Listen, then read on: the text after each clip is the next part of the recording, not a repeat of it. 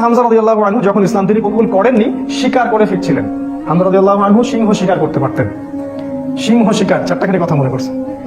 এরপর তিনি যখন যাচ্ছিলেন তখন এই দাসী হামজা রাদিয়াল্লাহু আনহুকে বললেন যে আপনি যদি দেখতেন কিভাবে আপনার ভাতিজাকে আবু জেহেল অপমান করলো, তাকে গালিগালাজ করলো, তাকে আঘাত করলো, তাহলে আপনি স্থির থাকতে পারতেন না। হামজা রাদিয়াল্লাহু আনহু তখন বললেন আওয়া ফাআলা হাদা, সে কি সত্যিই কাজ করেছে? সেই দাসী বলল বেলা ওয়াল্লাহ, আল্লাহর কসম করে বলছি অবশ্যই সেই কাজ করেছে। হামজা রাদিয়াল্লাহু আনহু বাসার দিকে না গিয়ে দারুন নাদওয়া অর্থাৎ মক্কার ওই যেটা কাবা দেখেন সেখানে গেলেন।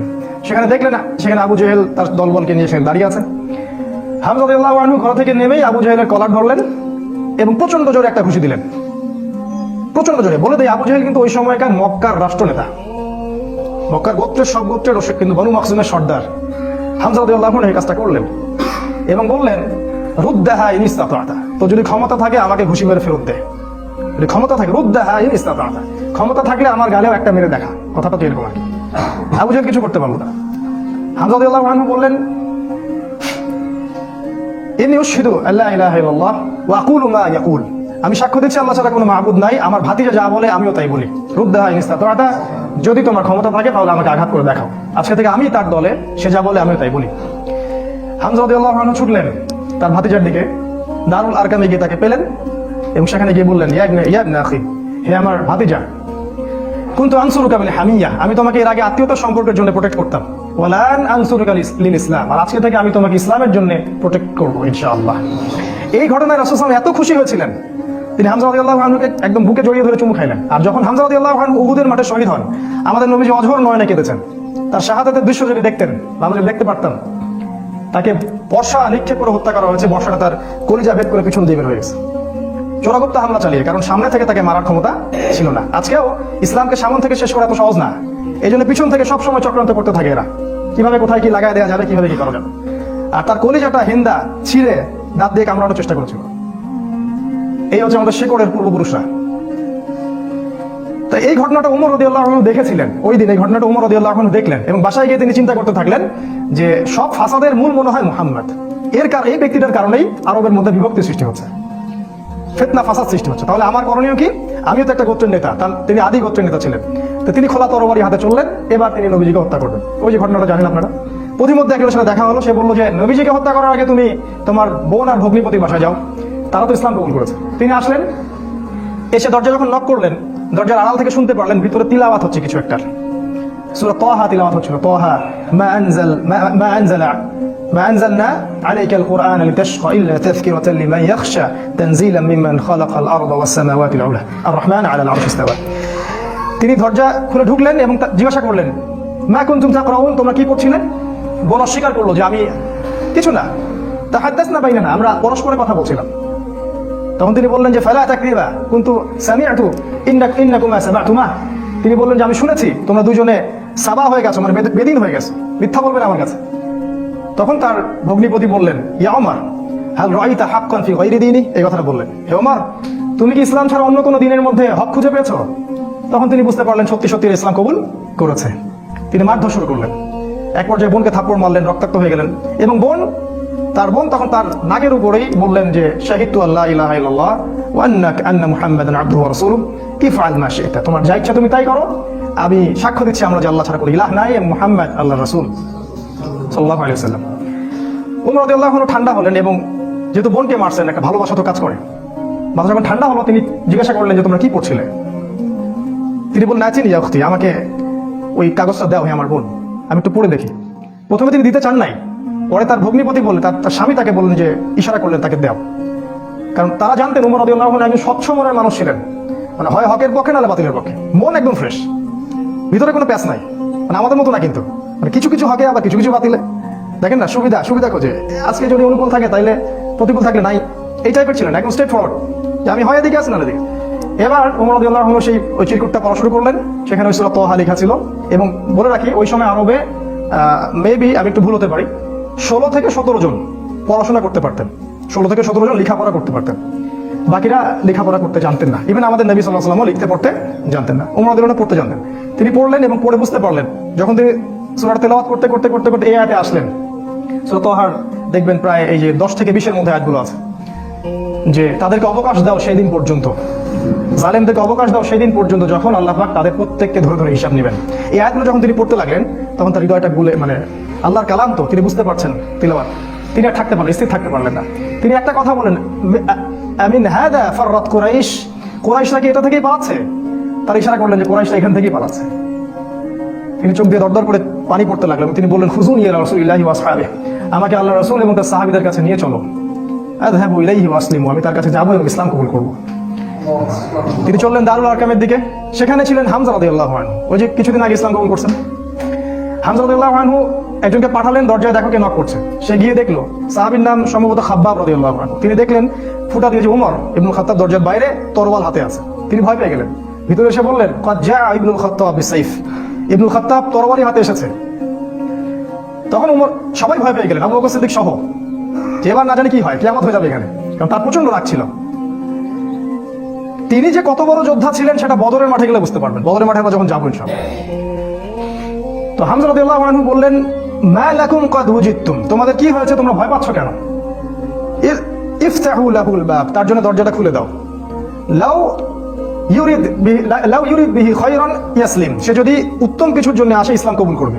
আও ইউরিদ গায়রা যালিক ইয়াকুনু কাতলুহু আলাইনা হাইয়িনা, আর যদি ও খারাপ কোনো ইন্টেনশন এখানে আসে, ওকে আমরাই ধরে মেরে ফেলে দিব। এই যে হামজা, উনিও কাউকে টাকান না। তুমি এত বড় যোদ্ধা তো কি হয়েছে, আমরাও তোমার চেয়ে কম না। তো তিনি উমর রাদিয়াল্লাহু আনহুর কলারটা ধরে ভিতরে নিয়ে আসলেন, নিয়ে এসে দরজার সাথে ঠেকিয়ে দিয়ে বললেন যে, আলা তানতাহি হাত্তা ইয়ানজিলাল্লাহু বিকা কারিয়া, আলা তানতাহি হাত্তা ইয়ানজিলাল্লাহু বিকা কারিয়া, তুমি কি ততদিন পর্যন্ত বিরত হবে না যতদিন না আল্লাহ পাক তোমার উপরে কোনো শাস্তি আযাব পাঠাচ্ছেন আসমান থেকে? এইভাবে তিনি ধমক দিলেন আর কি। তো উমর রাদিয়াল্লাহু আনহু ঠান্ডা হলেন, কারণ উনি তো ইসলাম কবুল করতে সেখানে আসছেন।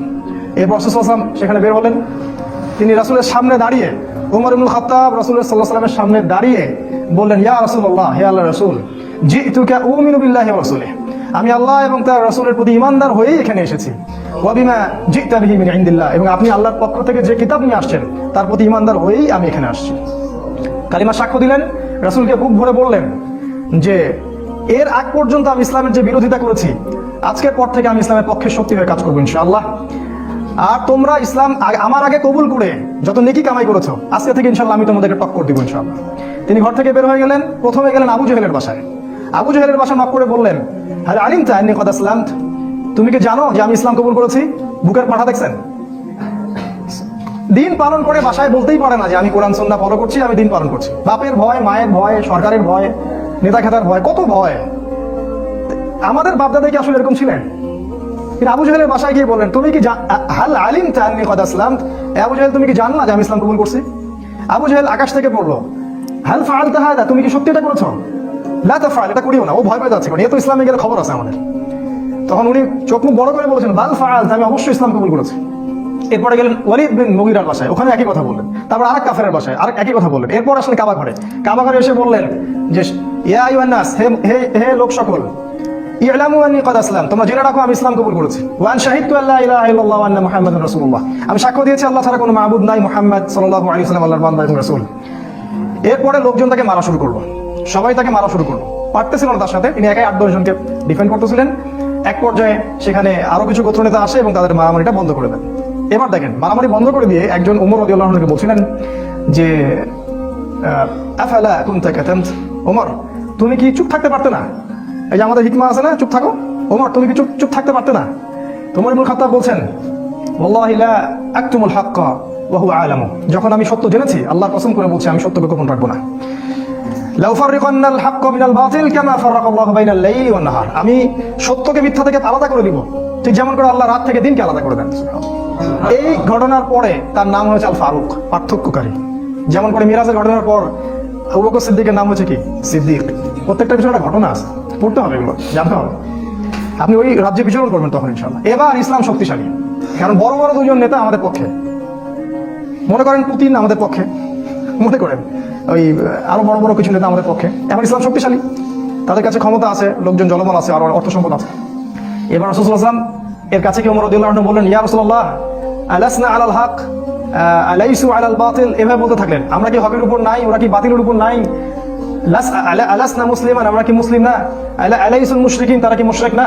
আমরা কেন এখানে গোপনে এভাবে ইসলামের দাওয়াত দিব? আজকে থেকে প্রকাশ্যে দাওয়াত দিব। এই তারপর থেকে ইসলামের প্রকাশ্য দাওয়াত শুরু হলো। এবং মিছিল করতে করতে তারা কাবা ঘরে গেলেন এবং সবাই স্লোগান দিতে থাকলেন, লা ইলাহা ইল্লাল্লাহ মুহাম্মাদুর রাসূলুল্লাহ, লা ইলাহা ইল্লাল্লাহ মুহাম্মাদুর রাসূলুল্লাহ। এবার আরবের লোকরা জাজল্যমান একটা দৃশ্য দেখতেছে, রেভলিউশন। হঠাৎ করে এই যে 50, 60, 70 জন মানুষ বের হচ্ছে রাস্তায় এবং কালিমার সাক্ষ্য দিচ্ছে। ওই সময় কিন্তু এই পপুলেশনটা খুব কম না, একটু বেশি। এবার নির্যাতনের মাত্রা আরো বাড়তে থাকলো। আমাদের হাতে অল্প সময় আছে, আমি 5 মিনিটে শেষ করছি ইনশাআল্লাহ। নির্যাতনের মাত্রা বাড়তে থাকলো এবং এক পর্যায়ে সাহাবীদের প্রতি এমন মর্মান্তিক নির্যাতন করা হলো। কিছু নমুনা আপনারা জানেন, ওই যে বিলাল রাদিয়াল্লাহু আনহুর ঘটনা, সুমাইয়া রাদিয়াল্লাহু আনহার ঘটনা, আবার খাব্বাব, তারপর মুসআব বিন উমাইর, এদিকে উসমান রাদিয়াল্লাহু আনহু, ইভেন আবু বকর সিদ্দিক, সমস্ত সাহাবীকেই টর্চার করা হলো। মানে ফিজিক্যাল, মেন্টাল, ইকোনমিক্যাল এমন কোনো টর্চার নেই যেটা করা হয়নি। এরপর রাসূল সাল্লাল্লাহু আলাইহি ওয়াসাল্লাম তাদেরকে বললেন, আবিসিনিয়ায় তোমরা হিজরত করো, দিন কায়েম দেখেন। অনুকূল পরিবেশে এখন আমরা প্রকাশ্যে দাওয়াত দিচ্ছি, এখানে নির্যাতন হচ্ছে, ওখানে কিন্তু বোম ব্লাস্ট করছি না। আমরা বলছি যেখানে দিন পালনের সুযোগ আছে, অনুকূল পরিবেশ আছে, তোমরা সেখানে চলে যাও। সাহাবীরা চলে গেলেন ইথিওপিয়ায়, ওই যে আমি গতদিন খুতবায় বলেছিলাম, আবিসিনিয়ায়। ওখানে একজন বাদশা ছিলেন, সেই বাদশার নাম নাজাশী। সে ছিল একজন খ্রিস্টান নাসারা, একজন খ্রিস্টান আমাদেরকে আশ্রয় দিল। সব খ্রিস্টান এক না, সব খ্রিস্টান এই পশ্চিমা সভ্যতার মতো ওই ছেলে ছেলে বিয়েকে জায়েজ বলে না। এরা গডলেস পিপল, এই পৃথিবীর সবচেয়ে বড় জালেম ফিরআউন এরা, এবং আবু জেহেলও বটে। এই বাদশা নাজাশী আমাদেরকে আশ্রয় দিলেন, আমরা রেফিউজি ছিলাম সেখানে, ওরা আমাদেরকে আশ্রয় দিল এবং আমরা সেখানে শান্তিপূর্ণ একটা পরিবেশে দিন পালন করতে থাকলাম। প্রথমে একবার হিজরত হলো, তারপর আরো একটা দল হিজরত করলো এবং কাফেররা বসে থাকেনি, তারাও সেখানে কূটনৈতিক তৎপরতা চালালো। আমর ইবনে আসকে সেখানে পাঠানো হয় এবং সেখানে মুনাজারা, বাহাস হয়। সেই বাহাসে জাফর রাদিয়াল্লাহু আনহু ওই বাদশার সামনে দাঁড়িয়ে সূরা মারিয়াম তেলাওয়াত করেছিলেন। আর ওই বাদশা কিন্তু ছিল নাসারা বা খ্রিস্টান। সূরা মারিয়ামের তেলাওয়াত শুনে সেই বাদশার চোখ দিয়ে ঝরঝর করে পানি পড়তে থাকলো। তিনি বুঝতে পারলেন যে এটা আল্লাহর পক্ষ থেকে এসে। তিনি বলেছিলেন একটা কথা, এটা লোক শোনাতে পারছেন। তিনি বলেছেন যে ইন্নাহা লাহুদান ইয়াখরুজু মিন মিশকাতিন ওয়াহিদা মা আনজালাল্লাহু আলা ঈসা ইবনে মারইয়াম ইন্নাহা লাহুদা ইয়াখরুজু মিন মিশকাতিন ওয়াহিদা। এটা বলেছেন। এই বাদশা নাজাশী বলেছিলেন যে তুমি যে তেলাওয়াত করলে শুনে মনে হচ্ছে ঈসার কাছে যেটা এসেছিল এটা সেই একই আলোক বর্তিকা থেকে এসেছে। এ তো খ্রিস্টান, এই কি এদের মতো খ্রিস্টান? এরা কি এখান থেকে হেদায়েত নিবে না? সেই বাদশা নাজাশী মুসলিমদেরকে আশ্রয় দিলেন, সেখানে আমরা থাকলাম। এক পর্যায়ে এদিকে নির্যাতন আরো বাড়তে থাকলো। রাসূল সাল্লাল্লাহু আলাইহি ওয়াসাল্লাম এবং সাহাবীদেরকে 3 বছর বয়কট করা হলো। 3 বছর তারা ওই যে পাহাড়ের পাদদেশে, ওটাকে বলা হয় শিয়ারে আবু তলেব, সেখানে 3 বছর গাছের ছাল পাতা খেয়ে থেকেছে। সামান্য ভাই কষ্ট করে একটা সেমিনারে আসতে পারেন না, দিন কায়েমের স্বপ্ন দেখেন, সামান্য 10টা টাকা খরচ করতে পারেন না, মাসে কেন দিতে পারতেছেন না? সামান্য একটু সিরা পড়বেন, সেটা পড়তে পারেন না? দিনের জন্য সামান্য একটু এফোর্ট দিবেন, জানমাল ব্যয় করবেন, কোন মুখ দিয়ে সাহাবীদের নাম উচ্চারণ করেন? 3 বছর শুধু গাছের ছাল পাতা খেয়ে থেকেছে। ওই সময় অনেক প্রাণ আসতো, হামজা রাদিয়াল্লাহু আনহু প্রাণ ফেরত দিতেন। প্রাণের দরকার নাই, আল্লাহ রিজিক দিবেন। কি ঈমান, কি জজবা! আমাদের বাপদাদা সবাই, আমাদের শেকড়, আমাদের গায়ে তাদেরই রক্ত আছে, কিন্তু কোনো না কোনো ভাবে উপমহাদেশ ইসলাম তারা প্রচার করেছেন। যাই হোক, এবার এই বয়কটটা যখন উঠে যায়, তখন রাসূল সাল্লাল্লাহু আলাইহি ওয়াসাল্লাম তায়েফে হিজরত করলেন। সেখানে ঘটনা আপনারা জানেন। সেখান থেকে তাকে মারধর করে বের করে দেওয়া হয়। তিনি আবার মক্কায় চলে আসেন। এবার মক্কায় তিনি যখন স্টে করলেন, নবুয়তের 10, 11 আর 12 এই 3টা বছর শেষ করছি আমি। 10, 11, 12 এই 3টা বছরে মদিনা যে ইয়াসরিব থেকে প্রথমে 6 জন, তারপরে 12 জন, তারপরে 73 জন, পরপর 3 বছরে 3টা গ্রুপ আসলো। প্রথমে 6 জন, তার নেতৃত্বে ছিলেন আসাদ বিন জুরারা, তারপরের বছর 12 জন, তারপরের বছর 73 জন, আর 2 জন নারী, মোট 75 জন। এই 75 জন এসে রাসূলের কাছে বায়াত করলেন। বায়াত করে রাসূলকে বললেন যে আপনি মদিনায় হিজরত করেন। এবার রাসূল সাল্লাল্লাহু আলাইহি ওয়াসাল্লাম সাহাবীদেরকে নিয়ে মদিনায় হিজরত করলেন। আর মদিনায় হিজরত করার পরে সেখানে ইসলামিক স্টেট বা খিলাফা স্টেট কায়েম হলো। তারপরে দিন কিভাবে কায়েম হলো সেটা আমরা ইনশাআল্লাহ সালাতের পর শিখবো ইনশাআল্লাহ। জাযাকুম। আসসালামু আলাইকুম ওয়া রাহমাতুল্লাহ। বিসমিল্লাহি আউওয়ালুহু ওয়া আখিরুহু আলহামদুলিল্লাহ। প্রশংসা সেই আল্লাহ পাকের জন্য, যিনি আমাদেরকে মাগরিবের সালাতের পর আবারও বসার তৌফিক দান করেছেন। সবাই বলি আলহামদুলিল্লাহ। হৃদয়ের অন্তঃস্থল থেকে দুরূদ পাঠ করি আমাদের প্রিয় নবী মুহাম্মদ রাসূলুল্লাহ সাল্লাল্লাহু আলাইহি ওয়াসাল্লামের প্রতি। আল্লাহুম্মা সাল্লি আলা মুহাম্মদ, আল্লাহুম্মা বারিক আলা মুহাম্মদ। মাগরিবের সালাতের আগ পর্যন্ত আমরা যতটুকু আলোচনা করেছিলাম মদিনায় হিজরত পর্যন্ত। হিজরতের যে মূল ঘটনাটা, সেই ঘটনাটা হচ্ছে যে ইয়াসরিব বা মদিনা থেকে প্রথমে 6 জন যুবক মক্কায় আসেন হজের মৌসুমে।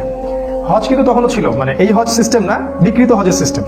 কারণ তারা দাবি করতো যে আমরা ইব্রাহিম আলাইহিস সালামের রিলিজিয়ন ফলো করি। মক্কার কুরাইশরা এটা দাবি করতো আমরা ইব্রাহিমী দিন ফলো করি, এই জন্য তারা হজও কিন্তু করতো। এখনো দেখবেন, এখনো যারা মুশরিক আকীদা লালন করে তারাও কিন্তু বছর বছর হজ উমরা ঠিকই করে। তো এটা নতুন কিছু না। তো এই হজের মৌসুমে ইয়াসরিব থেকে প্রথমে 6 জন যুবক এই মক্কায় আসে হজ করতে, যারা আগে শুনেছিল যে শেষ জামানায় একজন নবী আসবেন। এই যে শেষ জামানা সম্পর্কে সচেতনতা, এটা নতুন কিছু না, এটা সবাই করেছে আগে যুগে যুগে। ইহুদিরা খুঁজে খুঁজে বেড়াতো যে কবে নবী বের হবে, আমরা কবে তার কাছে বায়াত নিব। যখন দেখলো নবী ইসমাইল আলাইহিস সালাম বংশ থেকে আসছে, তখন তারা আর সেখান থেকে বায়াত নিল না, উদ্ধত অহংকার করলো। অথচ আমরা কিন্তু ওদের কাবা বাইতুল মাকদাসকে কেন্দ্র করে দীর্ঘদিন নামাজ পড়েছি। এটা বোঝানোর জন্য যে একই সোর্স থেকে সব নবী এসেছেন। যাই হোক, এই 6 জন যুবকের নেতৃত্ব দিয়েছিলেন আসাদ বিন জুরারাহ রাদিয়াল্লাহু আনহু, একজন সাহাবী। তিনি রাসূল সাল্লাল্লাহু আলাইহি ওয়াসাল্লামের সাথে দেখা করলেন 6 জন সাহাবীকে সাথে নিয়ে। আমাদের নবীজি সাল্লাল্লাহু আলাইহি ওয়াসাল্লাম কোরআন পাঠ করে শোনালেন, তাদেরকে ইসলামের দাওয়াত দিলেন এবং এই 6 জন ইসলাম কবুল করলেন আলহামদুলিল্লাহ। এই প্রথম মদিনা থেকে কেউ এসে ইসলাম কবুল করলো। এর আগ পর্যন্ত দেখলেন দীর্ঘ 10 বছর কত চড়াই উতরাই আমাদেরকে পার হতে হলো। এদিকে কাফেরদের নির্যাতন কিন্তু ব্যাপক হচ্ছিল। বয়কট করেছে 3 বছর, তার পরের বছর খাদিজা রাদিয়াল্লাহু আনহা মারা যান, একই বছর চাচা আবু তালেবও মারা যান, মাত্র 3 দিনের ব্যবধানে সম্ভবত। এবং এতে করে নির্যাতন আরো বেড়ে যায়, ওখানে থাকা আমাদের জন্য কষ্টকর হয়ে যায়। তখন নবীজি চাচ্ছিলেন হিজরত করার জন্যই, আল্লাহ পাকের আদেশের অপেক্ষা করছিলেন। এই জন্য প্রথমে তিনি আবিসিনিয়ায় পাঠিয়েছেন সাহাবীদেরকে, তারপর নিজে গিয়েছেন তায়েফে। আপনারা জানেন তায়েফ থেকে তাকে রক্তাক্ত হয়ে ফিরে আসতে হয়। তায়েফবাসী ইসলাম কবুল করেনি। সেখানে 3 জন ভাই ছিল, আব্দে ইয়ালাইল, আব্দে মাসউদ আর হাবিব বিন আমর। এরা নবীজিকে পাথর নিক্ষেপ করে মাথা ফাটিয়ে দিয়েছিল, ছোট ছোট ছেলেপেলেদেরকে লেলিয়ে দিয়েছিল, যারা নবীজিকে রক্তাক্ত করেছিল। আর আমাদের নবীজি তাদের জন্য বদদোয়া করেননি, বরং দোয়া করেছিলেন যে আমি আশা করি আল্লাহ পাক এর পরবর্তী জেনারেশন থেকে এমন কাউকে বের করবেন যারা আল্লাহর একত্ববাদে বিশ্বাস করবেন। একটা তথ্য দিয়ে রাখি আপনাদেরকে, আবু হুরায়রা রাদিয়াল্লাহু আনহু কিন্তু ওই তায়েফবাসীরই সন্তান। যদি নবীজি ওই দিন বদদোয়া করতেন, তাহলে আমরা আজকে আবু হুরায়রা রাদিয়াল্লাহু আনহুকে পেতাম না। তার কাছে কিন্তু আসমান, এই যে আপনার পাহাড় পর্বতের ফেরেশতাকে পাঠানো হয়েছিল।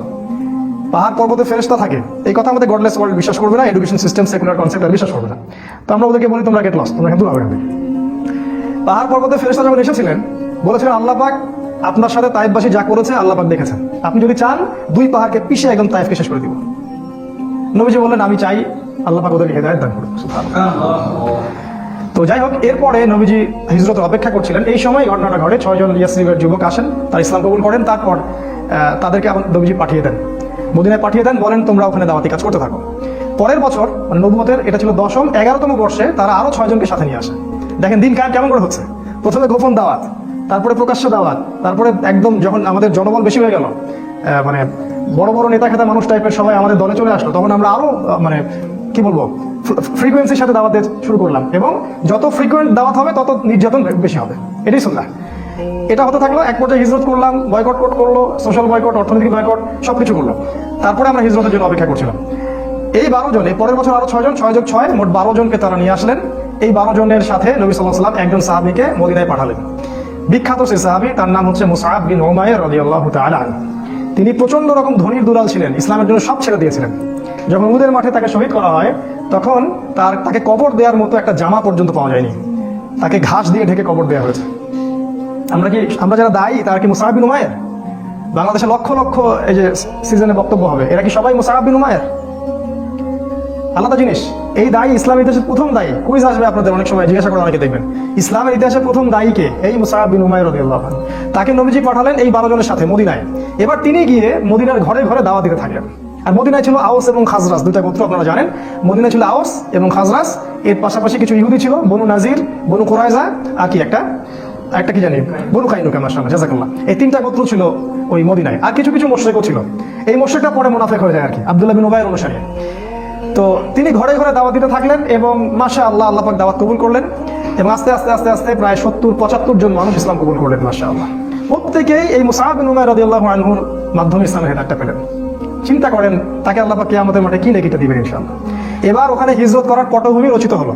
মানে এমন কোনো জায়গায় যাওয়া যাবে না দিনের ব্যাপারটা নিয়ে হিজরত করে, যেখানে আমাদের লোকাল সাপোর্ট নাই। প্রতিটা জায়গায় আপনি একটা দলিল পাবেন। একটু ঠান্ডা মাথায় চিন্তা করেন, দেখেন নবী কিভাবে দিন কায়েম করেছেন। ওখানে লোকাল সাপোর্ট পেলাম, আওয়াস এবং খাজরাজ তারা ইসলাম কবুল করলো। এবার নবুয়তের 13তম বর্ষে এই 75 জন, 73 জন পুরুষ আর 2 জন নারী। যদি জিজ্ঞাসা করি ভাইয়া 2 জন নারীর একজনের নাম বলো, হয়তো বলতে পারবেন না। জানা উচিত ছিল। ক্যাটরিনা কাইফকে তো সবাই চিনে, তাই না? সাকিবের স্ত্রীর নাম জানে, নুসাইবা, একজনের নাম হচ্ছে নুসাইবা রাদিয়াল্লাহু আনহা, তিনিও উহুদের মাঠে যুদ্ধ করেছেন বীর বিক্রমে। আরেকজন নাম আসমা, তিনিও মাশাআল্লাহ একজন বলিষ্ঠ সাহাবী ছিলেন। ইনি আবু বকর সিদ্দিকের মেয়ে না, আরেকজন। তো এই 2 জন নারী আর 73 জন পুরুষ রাসূলের কাছে আসলেন নবুয়তের 13তম বর্ষে। এবার এই বায়াত হচ্ছে। বায়াত তো বোঝেন, আমাদের এই মানে দল সংগঠন বা পীর মুরিদের বায়াত না। এটা বায়াত 2টা ক্ষেত্রে হয়, এক নবীর হাতে অথবা ইসলামী রাষ্ট্রপ্রধানের হাতে। এই 2টা সেক্টরে বায়াত হয়েছে ইসলাম, অন্য কোনো সেক্টরে বায়াত হয়নি।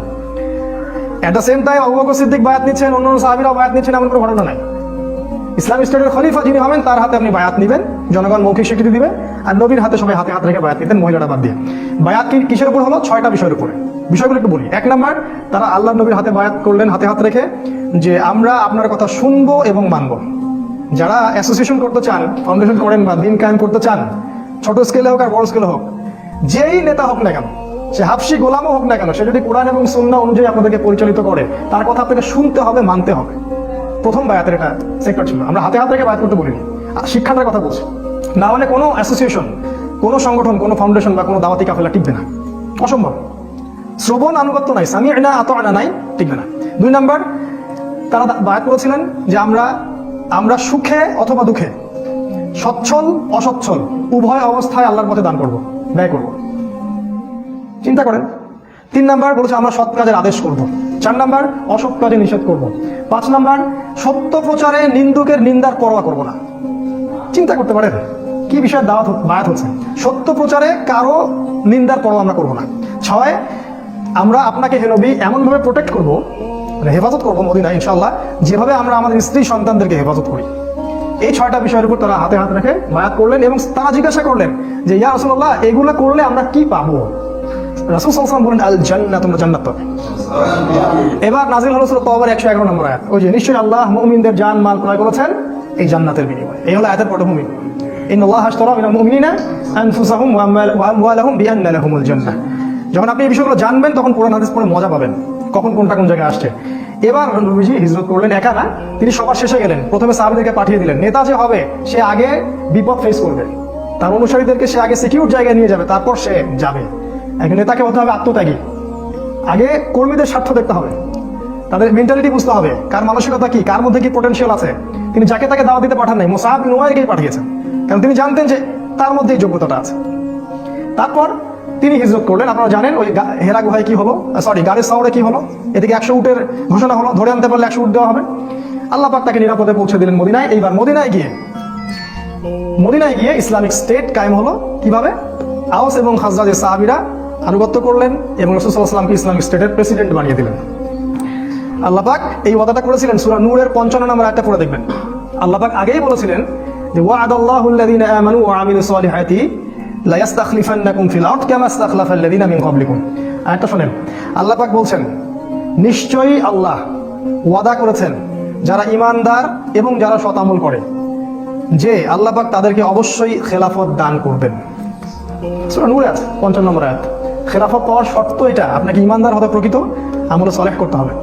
আর একটা বড়, শেষের দিকে আরো 2টা শর্ত আছে। 1, আল্লাহর সাথে শিরিক করা যাবে না।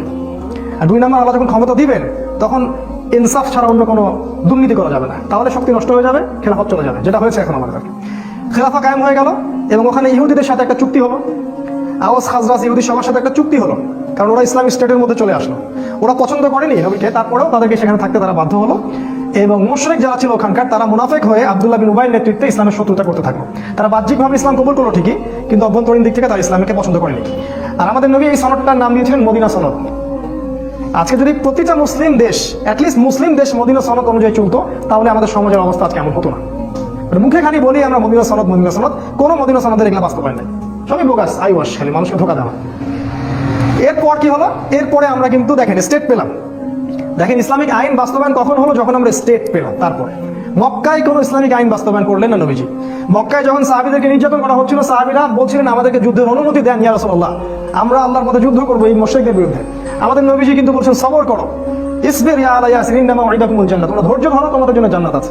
ওই সময় ধৈর্যটাই ছিল আমাদের জিহাদ, কারণ মক্কায় আমাদের এরকম পরিবেশ ছিল না। কখন কি করতে হবে দিন কায়েমের ক্ষেত্রে বুঝতে হবে। মদিনায় গিয়ে আমরা পেলাম ইসলামিক স্টেট, আমাদের স্টেট, আমাদের সার্বভৌমত্ব, মদিনা চুক্তি হয়ে গেল। এবার আমরা ইকোনমির দিকে ফোকাস করলাম, অর্থনীতি শক্তিশালী করা শুরু করলো, সামরিক প্রশিক্ষণ দেওয়া শুরু করলো, সাহাবীরা অস্ত্র বানানো শুরু করলেন, একদম কূটনৈতিক তৎপরতা শুরু হলো এবং সারিয়া অভিযান শুরু হলো। আজকে ওই গোত্রে তো কালকে ওই গোত্রে, কারণ আমাদের মিলিটারি পাওয়ার আছে। এখন আমরা ফোর্সফুলি অন্য গোত্রে যাচ্ছি এবং ওদেরকে ইসলামের দাওয়া দিচ্ছি। কোনো ক্ষেত্রে ওরা যদি অন্যায় করে আমাদের বিরুদ্ধে, আমরা ওখানে অস্ত্র দিয়ে প্রতিবাদ করছি।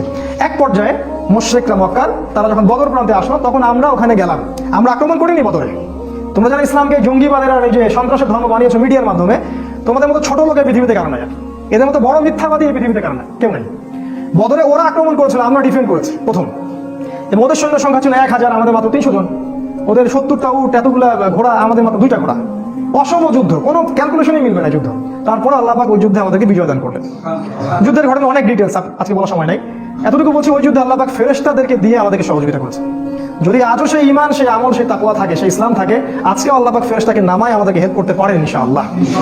এবং সেটা হচ্ছে পৃথিবীতে দেখবেন বিভিন্ন জায়গায় অনেক মুসলিম ভাই যারা দীর্ঘদিন ধরে এই কুফার, এই ফাসেক আর জালেমদের বিরুদ্ধে দাঁড়িয়ে আছে, আপনি দেখবেন তাদের হাতে এমন কোনো অস্ত্রশস্ত্র নাই, কিন্তু তারপরেও বড় বড় পরাশক্তিরা ওদের সামনে মাথা নত করতে বাধ্য হচ্ছে। দেখছি না আমরা মিডিয়ার মাধ্যমে এখন। আল্লাহ পাক সাহায্য করেন। আল্লাহ পাক সূরা সূরা আনফালের মধ্যে বলেছেন যে আল্লাহ পাক প্রায় 5,000 3,000 ফেরেশতা আল্লাহ পাক পাঠিয়ে দিয়েছিলেন সেদিন মুসলিমদের সহযোগিতা করার জন্য। আল্লাহ পাক চাইলে আরো 1,000 পাঠাতে পারতেন। আল্লাহ বলেছেন এই কথাগুলো। বদরে জিতলাম আমরা, এবং শোচনীয় পরাজয় ওদের, 70টা বড় বড় নেতাকে শেষ করে দেওয়া হলো, একটাকেও বাকি রাখা হয়নি। আর বলে দেই, এই মক্কায় কিন্তু নবীজিদের নাম ধরে ধরে বদদোয়া করেছিলেন, আপনারা তো জানেন। মক্কায় নবীজিদের নাম ধরে ধরে বদদোয়া করেছেন, আল্লাহ একে দেখে নিও, একে দেখে নিও, একে দেখে নিও। তাই আজকে যারা ইসলামের বিরুদ্ধে শত্রুতা করছেন, আলেম ওলামাদেরকে ঢুকাচ্ছেন ভিতরে, তাদের বদদোয়া খুব খারাপ জিনিস। এই বদদোয়া থেকে বেঁচে থাকবেন। আপনার মসনদ ঘুরা ঘুরা হয়ে যাবে ওদের বদদোয়া। আপনাদের মসনদ, অহংকার, এই যে জুলুমের ভিত্তিতে গড়া এই সাম্রাজ্য একটা বদদোয়া চুরমার হয়ে যাবে ইনশাআল্লাহ। আলেম ওলামাকে এইভাবে কষ্ট দিবেন না। আজকে এগুলো বলার কেউ নাই, বলতে হচ্ছে আমাদেরকে। নবী সাল্লাল্লাহু আলাইহি ওয়াসাল্লাম নাম ধরে ধরে দোয়া করেছিলেন, সবগুলো লাশ বদরের কূপে পাওয়া গেছে। আপনারা জানেন, ছোট ছোট কচি কাঁচা সাহাবী, বয়স 12, 13, 14, এরা আবু জাহেলের গলা কেটে হত্যা করেছে। আব্দুল্লাহ বিন মাসউদ তার গলাটা নিয়ে এসে রাসূলের সামনে দিয়ে দিয়েছে, এই যে আবু জাহেলের মাথা শেষ, সব বড়াই দম্ভ শেষ, জাহান্নামে চলে গেল। এর পরের বছর তারা উহুদে আসলো প্রতিশোধ নিতে। এবারও আমরা যুদ্ধে জিতছিলাম, গুটিয়ে নিচ্ছি আমি, এবারও কিন্তু আমরা যুদ্ধে প্রায় জিতেই গিয়েছিলাম। নবীজি বলেছিলেন, এই পাহাড় থেকে তোমরা 50 জন নামবে না, যদি দেখো আমাদেরকে পাখি ঠোকরাচ্ছে লাশের উপরে, তারপরেও তোমরা এই 50 জন এখান থেকে নামবে না। নেতার আদেশ, ভালো করে দেখেন। আমি বারবার বলছি, আপনার নেতা যেই হোক না কেন, সে যদি কোরআন সুন্নাহর অনুকূলে আদেশ করে, আপনি আল্লাহর রাস্তায় সেটা মানতে বাধ্য। কেন? না হলে ইসলামের ক্ষতি হয়ে যাবে, দ্বীনের ক্ষতি হয়ে যাবে।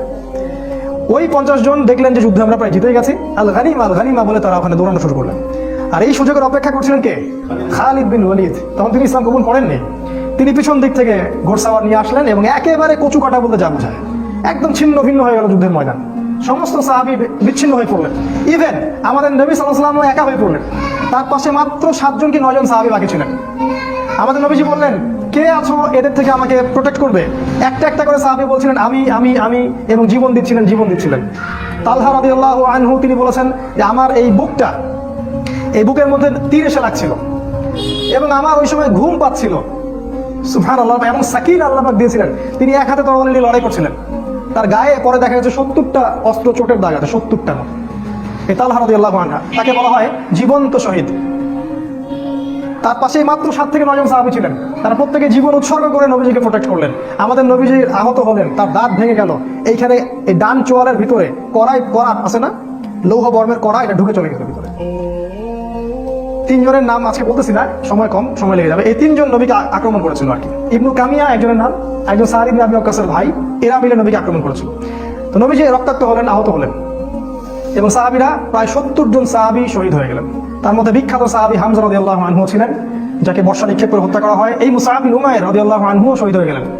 এগুলো বলার আমার খুব পিপাসা ছিল, ইনশাআল্লাহ পরে এক সময় হবে।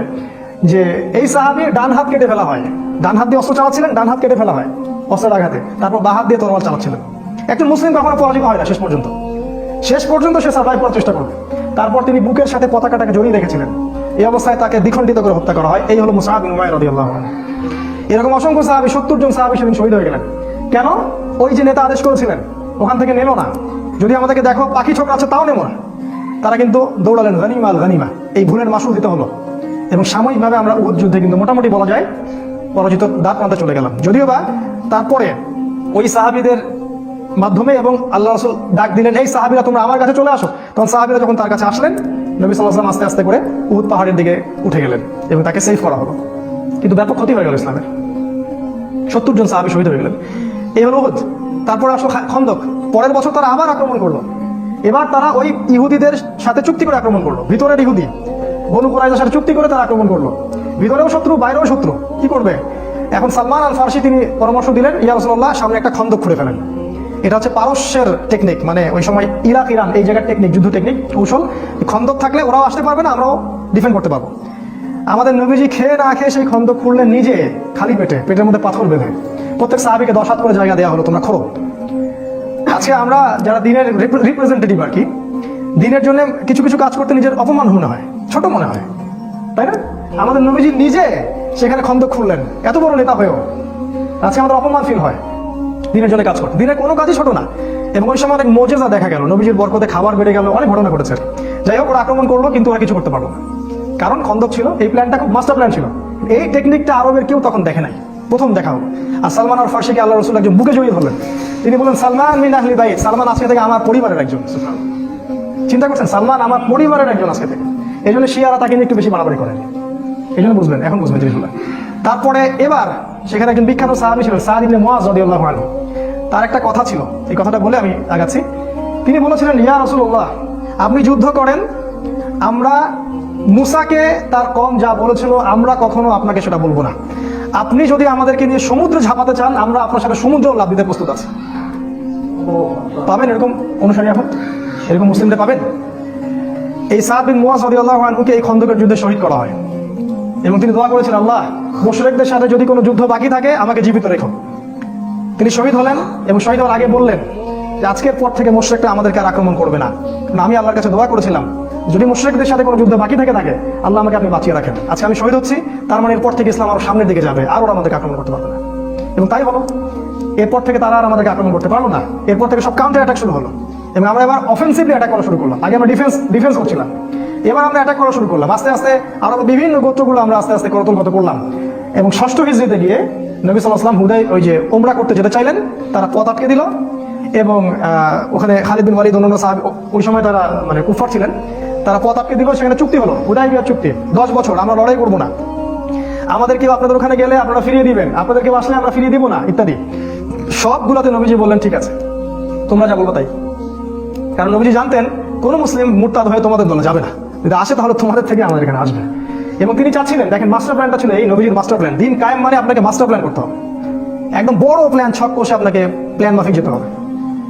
সেটা হলো নবীজি চাচ্ছিলেন আগে বড় শক্তিটার সাথে আমরা চুক্তিবদ্ধ হই, তারপরে আমি ছোট ছোট সবগুলোকে দেখে নিব। কারণ ছোট ছোট কারা? মদিনার মুনাফিক, ওই বনু কুরাইজা, বনু কাইনুকা, বনু নাজির, এদেরকে দেখতে হবে, কারণ এরা আমাদের খুব ক্ষতি করছে। ইহুদি হচ্ছে একটা সবচেয়ে বি ক্লাস একটা জাত আর কি। এবার নবীজি যখন মুশরিকদের সাথে 10 বছর চুক্তি হয়ে গেল, তিনি নিশ্চিত হয়ে গেলেন এরা আর আমাদেরকে এখন আক্রমণ করবে না, চুক্তিবদ্ধ আছি আমরা। এবার তিনি খায়বার অ্যাটাক করলেন, কাউকে না জানিয়ে। ইভেন তার স্ত্রীকেও তিনি বুঝতে দিলেন না যে কালকে সকালে আমি আক্রমণ করতে যাচ্ছি। দেখেন কি মাস্টার প্ল্যান। এবং খায়বারের পতাকা দিলেন তিনি আলী রাদিয়াল্লাহু আনহুর হাতে, এবং তিনি বললেন যে কালকে আমি এমন একজনের হাতে পতাকা দিব যাকে আল্লাহ ভালোবাসেন, তার রাসূলও ভালোবাসেন। সুবহানাল্লাহ। সবাই আশা করছিলেন যে আমি হব সেই সাহাবী, কিন্তু সকালবেলা তিনি খুঁজলেন আলী কোথায়। ওই ছোট্ট আলী যার কথা বললাম প্রথমে, বড় হয়ে গেছে এখন। উনি ইসলামের এমন কোনো যুদ্ধ নাই যেখানে রাসূলের পাশে ছিলেন না, বদরে, উহুদে, সব জায়গায়। আমাদের বাচ্চাদেরকে আলীর মতো তৈরি করতে হবে রাদিয়াল্লাহু আনহু। তো তাকে পতাকা দেওয়া হলো এবং বলা হলো যে তোমার দ্বারা যদি একটা ব্যক্তিও হেদায়েত পায় তাহলে সেটা হবে লাল উট কোরবানি করার চেয়ে বেশি নেকির কাজ। এখানে একটা ঘটনা ঘটে। আলী রাদিয়াল্লাহু আনহু যেটা দুর্গ জয় হচ্ছিল না, সেই দুর্গে একজন সেনাপতি ছিল, তার নাম হচ্ছে মারহাব। এই মারহাব এত বড় যোদ্ধা ছিল যে একাই সে 10-20 জনের সাথে লড়তে পারতো। আলী রাদিয়াল্লাহু আনহু তার সামনে দাঁড়িয়ে বললেন, আমার মা আমার নাম রেখেছে হায়দার। এবার দ্বন্দ্বযুদ্ধ শুরু হলো, ও প্রচন্ড আক্রমণ করলো। মানে ইতিহাসের বইগুলোতে এসেছে যে আলী রাদিয়াল্লাহু আনহু ঢালটা হাত থেকে পড়ে যায়, আর আলী রাদিয়াল্লাহু আনহুকে আল্লাহ পাক ওই সময় এমন শক্তি দেন যে হাত দিয়ে তিনি বাঁ হাত দিয়ে লোহার কপাটটা খুলে ঢাল হিসেবে ব্যবহার করেছিলেন। এবং তার একটা কোপ এই মারহাবের মাথা থেকে শুরু করে একদম পা পর্যন্ত বডিটা পুরো দ্বিখণ্ডিত হয়ে গেল এবং তরবালটা মাটিতে গেঁথে গেল। এইভাবে মারহাবকে নিহত হতে হয় এবং আলী রাদিয়াল্লাহু আনহুর মাধ্যমে এই দুর্গটা জয় হয়, নামুস দুর্গ। পরে দেখবেন এবার খায়বার বিজয় হয়ে গেল। খায়বার বিজয়ের পর প্রচুর সম্পত্তি পেলাম আমরা, গনিমতের মাল। এবং মুসলিমদের মধ্যে যারা দরিদ্র ছিল সবার ইকোনমিক অবস্থা ভালো হয়ে গেল। আল্লাহর পথে জিহাদ করবেন না, কখনো অর্থনৈতিক স্বাবলম্বিতা আসবে না। শুধু ওই ধার ঋণ আর ওই ইয়ে করে আমাদের চললে হতে হবে না। যেদিন থেকে এই উম্মাহ জিহাদ ছেড়ে দিয়েছে ওই দিন থেকে আমরা আজকে দাস হয়ে গেছি। এক সময় যারা আমাদেরকে ট্যাক্স দিত, জিজিয়া দিত, আমাদের শেল্টারে বড় হতো, এরাই আজকে আমাদেরকে ঋণ দেয়, লোন দেয়, ওদের লোনে আমরা রাষ্ট্র চালাই। আর সব দেয় চড়া সুদে। সুদ খাওয়াবে আপনাকে এই কারণে যাতে আপনার দোয়া কবুল না হয়। আমি আজকে একটা হাদিস পড়েছি, 1 মিনিট, আমি এটা আগে কখনো পড়িনি। সেটা হচ্ছে সুদখোরদেরকে আমি শুধু সতর্ক করার জন্য বলছি, যারা রিবার সাথে সম্পৃক্ত থাকবে এবং বিনা তওবায় মারা যাবে, আল্লাহ পাক তাদেরকে যে শাস্তিটা দিবেন কিয়ামতের মাঠে সেটা হচ্ছে, দেখেন তাদের পেটটা ফুলে থাকবে উঁচু। এবং ফেরাউনের যে অনুসারীরা ছিল, ফেরাউনের অনুসারীরা, এই তথ্যটা আমি আগে পাইনি, ফেরাউনের অনুসারীরা জাহান্নামে এই সুদখোরদেরকে মারিয়ে মারিয়ে মারিয়ে জাহান্নামে যাবে। ফেরাউনের অনুসারীদের পায়ের তলে এদেরকে পিষ্ট করে জাহান্নামে দেওয়া হবে। কত বড় মানে অপমানজনক শাস্তি! কারণ কি? কারণ এই রিবার মাধ্যমে পুরো বিশ্বে একটা ফেরাউনি অর্থনৈতিক দাসত্ব সৃষ্টি করা হয়েছে। একই জিনিস ফেরাউন যা করেছে, রিবার মাধ্যমে এটা তাই করা হয়েছে। তো এবার সচ্ছলতা চলে আসলো। তারপরে দেখেন, এবার নবী সাল্লাল্লাহু আলাইহি ওয়াসাল্লাম পররাষ্ট্রনীতি শুরু করলেন। রোমের সম্রাটকে দাওয়াত দিচ্ছেন, ওইদিকে হিরাক্লিয়াসকে দাওয়াত দিচ্ছেন, মিশরে দাওয়াত দিচ্ছেন। আস্তে আস্তে এটা এক্সপ্যান্ড করলো। আগে ছিল শুধু মদিনায়, এখন চলে গেল পুরো বিশ্বব্যাপী। কিভাবে দিন কায়েম হচ্ছে দেখেন, লেভেলগুলো দেখেন। এবার দলে দলে মানুষ ইসলামের দিকে আসতে থাকলো, দলে দলে মানুষ। এর মধ্যে কিছু বিচ্ছিন্ন ঘটনা ঘটেছে, যেমন বীরে মামুনার ঘটনা, তারপরে আপনার ওই যে 70 জন সাহাবীকে ট্র্যাপে ফেলে হত্যা করা হয়, সেটার ঘটনা। অনেক ঘটনা ঘটেছে যেখানে অনেক সাহাবীকে কিন্তু ওই কাফের মুশরিকরা অনেক ট্র্যাপ সৃষ্টি করে মেরে ফেলেছে। ওই যে খুবাইব রাদিয়াল্লাহু আনহু, তাকে শুলে চড়িয়ে হত্যা করা হয়েছে, অনেক সাহাবীকে মেরে ফেলা হয়েছে। কিন্তু তারপরেও ইসলাম থেমেছিল না, মানুষ দলে দলে ইসলাম কবুল করতে থাকলো। এবং রাসূল সাল্লাল্লাহু আলাইহি ওয়াসাল্লাম এবার মক্কা অভিমুখে অভিযান দেওয়ার মনস্থ করলেন। তিনি একটা ওসিলা খুঁজছিলেন, আল্লাহ পাক সেই ওসিলা দিয়ে দিলেন। কারণ মদিনার শেল্টারে একটা গোত্র ছিল আর মক্কার শেল্টারে একটা গোত্র ছিল। কোনো না কোনো ভাবে এই দুই গোত্রের একটা দ্বন্দ্ব হয়ে যায় এবং ওই মুশরিকদের আন্ডারে যে ছিল তারা মুসলিমদের একজন মানে যেটাকে বলে জিম্মি, তাকে হত্যা করে এবং তারা চুক্তি লঙ্ঘন করে। এবার নবী সাল্লাল্লাহু আলাইহি ওয়াসাল্লাম সুযোগ পেয়ে গেলেন। প্রায় লক্ষাধিক সৈন্য বলা হয় সাহাবী নিয়ে তিনি মক্কা অভিমুখে রওনা হলেন এবং কাউকে না জানিয়ে উল্টো দিক দিয়ে, যতটা বুঝতে না পারে আমি মক্কায় যাচ্ছি। ট্যাকটিক কত স্মার্ট তিনি দেখেন। মুশরিকদের সাথে চুক্তি করে খায়বার অ্যাটাক করলেন, কারণ বড় শত্রু আমাকে এখন কিছু করতে পারবে না, এখন আগে একে দেখে নেই, তারপরে আমি একে দেখে নেব। আমাদের মতো ওইখানে মসজিদে আসো যাও এই কনসেপ্টে তিনি বিশ্বাসী ছিলেন না। প্ল্যান করে আগাতেন যে এরপরে কি তারপরে কি, তিনি কখনো ক্লান্ত হতেন না। এগুলো শুন না, স্ট্র্যাটেজিক শুন না। তারপর মক্কা যখন অ্যাটাক করা হয় তখন মক্কার মুশরিকরা বুঝে ফেললো আর আমাদের গত্যন্তর নাই। এবার আবু সুফিয়ান পর্যন্ত এসে কি করলো জানেন তো? আবু সুফিয়ান পর্যন্ত এসে নতজানু হয়ে ইসলাম কবুল করলো। কিন্তু প্রথমে কবুল করতে চাইনি, পরে কিন্তু কবুল করলো নতজানু হয়ে। এবং রাসূল সাল্লাল্লাহু আলাইহি ওয়াসাল্লাম বিনা যুদ্ধে পুরো মক্কাটাকে জয় করলেন। আমাদের নবী রাহমাতুল্লিল আলামিন মক্কার প্রতিটা মানুষকে মাফ করে দিলেন। তবে তিনি এক শ্রেণীর মানুষকে মাফ করেন নাই। কাবার গেলাফ ধরা অবস্থায় তাকে হত্যা করা হয়েছে। তারা কারা? যারা নবীজিকে গালি দিয়ে কবিতা লিখে কষ্ট দিয়েছে, তাদেরকে তিনি মাফ করেননি। আর আজকে আমরা বাক স্বাধীনতার নামে আমাদের প্রিয় নবী মুহাম্মদ সাল্লাল্লাহু আলাইহি ওয়াসাল্লামের শানে, তার সম্মানে, তার ইজ্জতে আঘাত করি আর দাবি করি যে আমরা বড় মুসলিম কান্ট্রি, 90% মুসলিমের দেশ। সুবহানাল্লাহ, আল্লাহ পাকের কাছে দোয়া করি আল্লাহ পাক এদের মসনদকে গুড়িয়ে দেন, ধ্বংস করে দেন। যাদের নবীকে গালি দেওয়ার পর যাদের হৃদয়ে আঘাত লাগে না, যাদের কষ্ট হয় না, নিজের বাবাকে গালি দিলে কষ্ট লাগে, নবীকে গালি দিলে কষ্ট লাগে না, তাদের জন্য বদদোয়া ছাড়া আমাদের ভিতর থেকে দোয়া আসে না। কিছু করার নাই, মাফ করবেন, দোয়া আমাদের ভিতর থেকে আসে না, কারণ নবীর প্রতি আপনি রেসপেক্ট দেখাতে পারেননি। আমাদের নবী সবাইকে মাফ করে দিলেন। আনতুমুত তুলাকা, তোমরা সবাই আজকে ক্ষমাপ্রাপ্ত, তোমাদেরকে মাফ করে দিলাম। কিন্তু কাবার গেলাফ ধরা অবস্থাতেও তিনি ওই রাসূলকে গালি দানকারী ওই ব্যক্তিকে হত্যা করলেন, গলা কেটে ফেললেন, তাকে মাফ করলেন না। এবার ইসলাম দেখেন মক্কা, শুধু মদিনায় না, পুরো মক্কা জাজিরাতুল আরবে প্রতিষ্ঠা হয়ে গেল। এরপর তিনি তায়েফে আক্রমণ করলেন। ওই যে তায়েফ, যারা তাকে বের করে দিয়েছিল, দেখেন আজকে ফল না পেলেও দিনের কাজের ফল আপনি আগামীতে পাবেন। এত অধৈর্য হওয়ার কিছু নাই, এত অধৈর্য হবেন না। তায়েফবাসী তাকে বের করে দিল, তিনি পরে ওই তায়েফ অ্যাটাক করলেন, সেখানে আবার ইসলামের পতাকা প্রতিষ্ঠিত হলো। এরপর তিনি হুনাইন অ্যাটাক করলেন। হুনাইন, সেখানে কিন্তু সাহাবীদের মধ্যে একটা চেতনা ছিল যে আমরা জিতবো। আল্লাহ পাক ওই যুদ্ধে কিন্তু ওদেরকে একটা শিক্ষা দিয়েছেন। তবাই দেখবেন সাহাবীরা বলেছিল আমরা আজকে সংখ্যা অনেক, আমাদেরকে কে হারাতে পারবে। কিন্তু ওই সময় পদস্খলন হলো এবং অল্প কিছু হুনাইনের সৈন্য কাফের, তারা কিন্তু মুসলিমদেরকে একটা ছিন্ন ভিন্ন অবস্থা করে ফেললো। এটাকে শিক্ষা কি? কখনো সংখ্যা এগুলো নিয়ে গর্ব করতে নাই। কাম মিন ফিআতিন কলিলা গালাবাত ফিআতান কাসীরা, কতই না ক্ষুদ্র দল বড় বড় দলের উপর বিজয় হয়েছে। প্রতিটা যুদ্ধে আমরা ছিলাম অল্প সংখ্যক। আমাদের শক্তি ঈমান থেকে আসবে। আরবিতে একটা প্রবাদ আছে, এটা বলি, লোভ সামলাতে পারছি না। আল ইয়াদু লা ইয়াহমিলু সাইফ আল কলবু ইয়াহমিলুহু, আরবিতে বলে যে হাত তরবারি ধারণ করে না, তরোয়াল কলব ধারণ করে। মানে কলিজা লাগে তরোয়াল ধরতে, হাত লাগে না। এটা হচ্ছে বাংলা কথা আর কি। তো যে সংখ্যা আধিক্য এগুলো আমাদের পাওয়ার না, আমাদের পাওয়ার ঈমান, তাকওয়া এবং তাওহীদ ও সুন্নাহ। এবার হুনাইনও আমাদের আন্ডারে চলে আসলো। দেখেন পুরো জাজিরাতুল আরবই আমাদের আন্ডারে চলে আসলো। এবার বিদায় হজ হলো, নবীজি সবার সামনে ভাষণ দিলেন। বিদায় হজের ভাষণ নিয়ে আলাদা খুতবা দেওয়া যাবে, এত বিশাল এবং শিক্ষণীয় ভাষণ। তিনি সমস্ত শিরক, সমস্ত যে বেদাত, সমস্ত দুর্নীতি, পাপাচার, সুদ পায়ের তলে পিষ্ট করে দিলেন এবং পুরো আরবের মধ্যে ভাই ভাই ভ্রাতৃত্ব ছড়িয়ে দিলেন। তিনি বললেন আজকে থেকে অনারবের উপর কোনো অধিকার নাই, আরবের উপর কোনো কর্তৃত্ব নাই, লালের সাদার উপর কোনো কর্তৃত্ব নাই, সাদার কালোর উপর কোনো কর্তৃত্ব নাই। কুল্লুকুম মিন আদম, তোমরা সবাই আদম সন্তান, ওয়া আদম মিন তুরাব, এবং আদম মাটির সন্তান। ইসলামী ভ্রাতৃত্ব প্রতিষ্ঠা হলো, পুরো জাজিরাতুল আরব ইসলামের করতলগত হলো।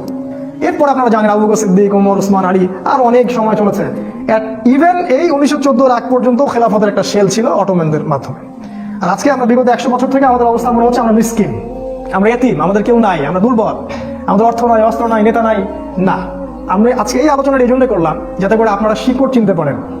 নবী সাল্লাল্লাহু আলাইহি ওয়াসাল্লাম এভাবে দাওয়াতি কাজ করে দিন কায়েম করেছেন। এটা হচ্ছে ইকামতে দিনের সুন্নতি পদ্ধতি। শেষ করার আগে এতটুকু বলবো যে দেখেন, নবী সাল্লাল্লাহু আলাইহি ওয়াসাল্লামের সুন্নাহ এখনো আছে, আল্লাহ পাকের কিতাব কোরআন এখনো আছে, সেই আল্লাহর ফেরেশতারা জীবিত আছেন, সে আল্লাহ পাক জীবিত আছেন।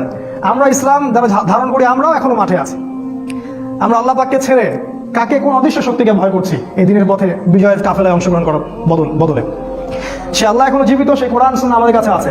আজও যদি সেই ঈমান আমাদের কাছে থাকে, ইনশাআল্লাহ আবারও এই পৃথিবীতে খেলাফা কায়েম হবে ইনশাআল্লাহ, যেটা আল্লাহ পাক জানিয়েছেন আমাদেরকে তার নবীর মাধ্যমে। আগামী দিনগুলোতে ইনশাআল্লাহ আবারও জেরুজালেম থেকে সেই খেলাফা প্রতিষ্ঠিত হবে ইনশাআল্লাহ। ট্যাকটিক অ্যাপ্লাই করতে হবে, রাসূলের সুন্নাহ ফলো করতে হবে। যখন যে পরিবেশ পরিস্থিতি সেই অনুযায়ী কাজ করতে হবে। প্রথমে গোপন দাওয়া, দেন প্রকাশ্য দাওয়া, অনুকূল পরিবেশ, প্রয়োজনে হিজরত, ইসলামিক স্টেট, যুদ্ধ, জিহাদ, সামরিক প্রশিক্ষণ সবকিছুই এর অন্তর্ভুক্ত। খালি একটা দিকে ফোকাস করলে দিন কায়েম কখনোই হবে না। আল্লাহ পাক আমাদের সবাইকে এই আলোচনাটাকে বোঝার তৌফিক দান করুন। আল্লাহুম্মা আমিন। আমাদের সবার মাঝে রাসূলের সুন্নাহকে জাগ্রত করুন, আমাদেরকে কোরআন এবং সুন্নাহর চেতনায় আল্লাহ পাক বলিয়ান করুন, এবং আমাদেরকে আল্লাহর জন্য, আল্লাহর দিনের জন্য আমাদের জান, মাল, সময়, শ্রম যা আছে সবকিছু ব্যয় করে দিন প্রচার ও প্রতিষ্ঠা এবং ইকামতের দিনের কাজে আল্লাহ পাক আমাদেরকে নিবেদিত প্রাণ করে দিন। আল্লাহুম্মা আমিন। আকুলু কওলি হাযা আস্তাগফিরুল্লাহ লি ওয়া লাকুম ওয়া লিসাইরিল মুসলিমিন।